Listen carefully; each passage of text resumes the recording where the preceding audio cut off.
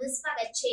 માત્ર 3 કલાક જેટલા સમય માટે બંધ રહેલ મકાનનું તાળું તોડી ઘરફોડ ચોરી કરનાર 3 ઈસમોની અટકાયત કરતી વડોદરા શહેર ક્રાઇમ બ્રાન્ચ।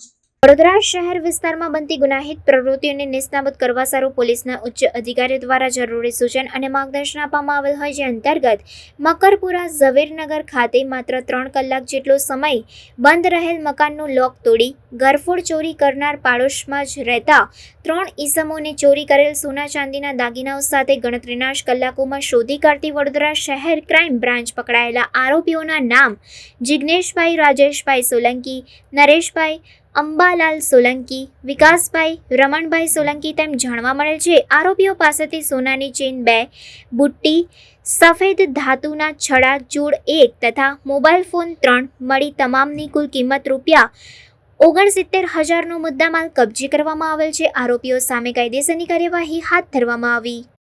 રિપોર્ટર સમીર આગેવાન, સેક્યુલર ગુજરાત ન્યૂઝ, વડોદરા। સમાચારોની અવનવી અપડેટ્સ માટે જોતા રહો સેક્યુલર ગુજરાત ન્યૂઝ।